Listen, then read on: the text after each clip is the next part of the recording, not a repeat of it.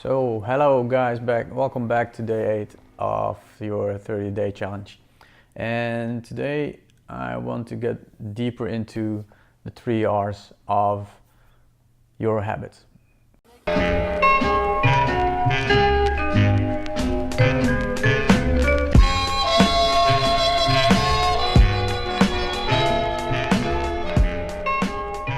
So in the previous vlog I've explained something about using timing to your advantage of creating a new habit. Today I want to get deeper into this particular R, which could be timing, but can also be a lot of different things. The first R is reminder, or the trigger that leads to a certain behavior. Of course, the second R is the routine, which is the actual behavior you're showing. And the last R is the reward, or the benefit which comes from doing a certain behavior. A lot of behavior is triggered by time. It's triggered by appointments or other behavior like going to bed or brushing your teeth, etc., etc. So time is a really big trigger for a lot of our behavior. But it's just one sort of trigger we can use. There are many others also, which I would like to cover in this vlog. This framework of the 3R's are meant for your awareness and how your habits are constructed. And so this whole exercise is all about awareness, and if you're aware of these 3R's, then you have some tools to manipulate your behavior or your habits and eventually create new ones. The tricky part is that we are not always aware of what is beneath the surface. For example,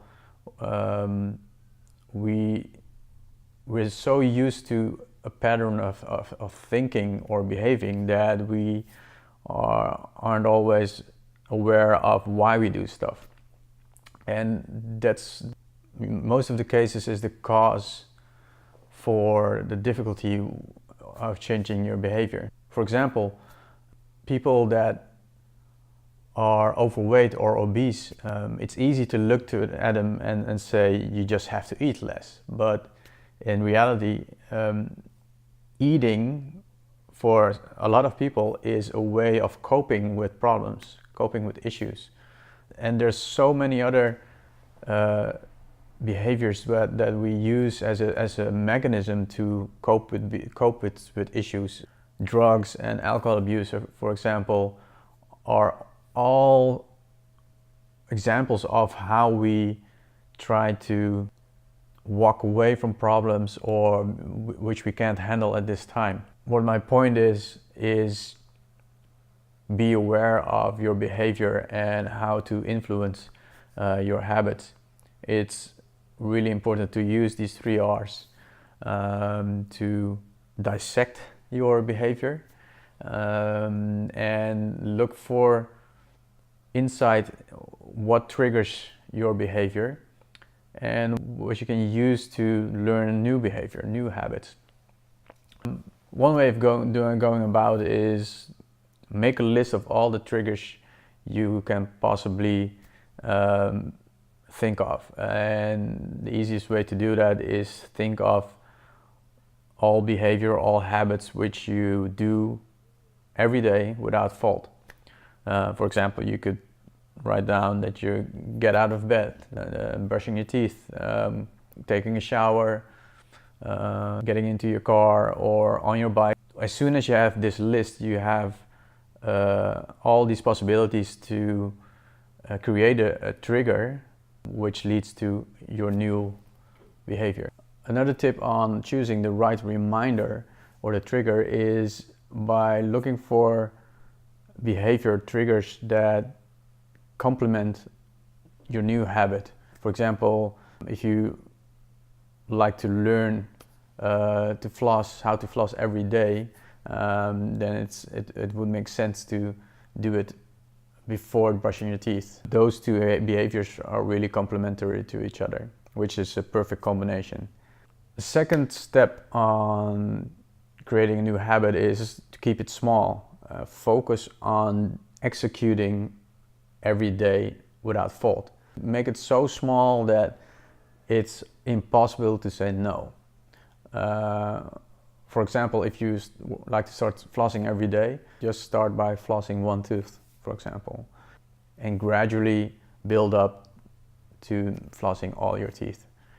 The step 3 is realizing what reward you're looking for, or what is actually the need beneath the surface of all this new behavior, or old behavior.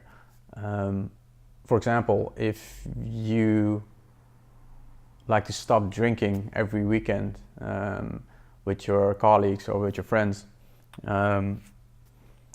it's interesting why you have this craving for drinking. Most people, for example, like to drink because it gets you in a state of happiness, of relaxation, which we really need because we had a busy week or a frustrating week, or etc. So drinking or using drugs is one way of letting everything go and just relax and get into a blissful state, perhaps. And if you realize that it's all about relaxation and all about letting go, then this opens up a lot of other possibilities other than drinking every weekend. This might lead to different behavior, like going to a sauna or taking a hike, and spend some more time with your family.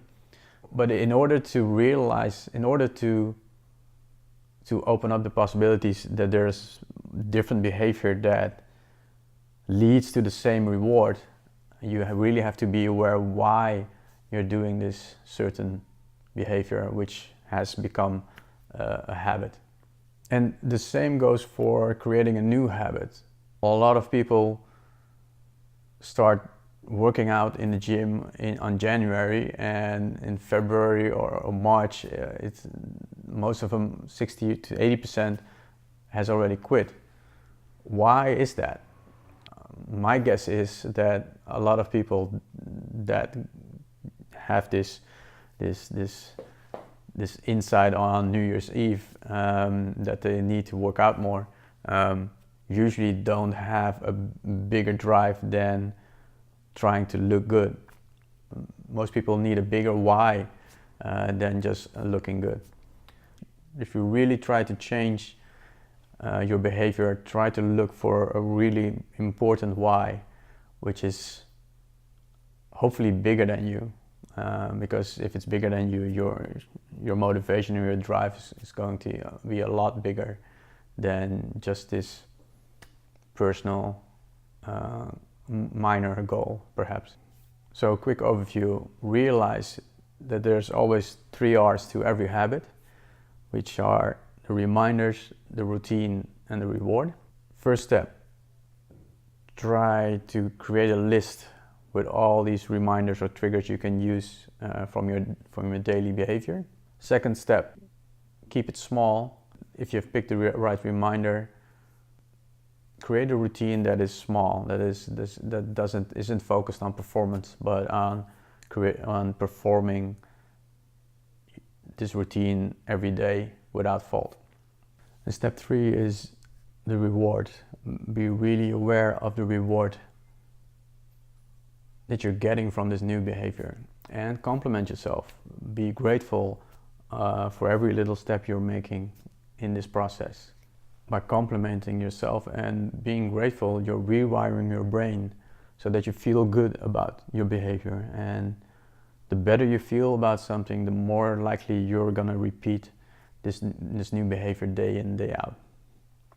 So that was it for today, and I hope you found this useful. If you did, please subscribe, like, and I'll see you back next time.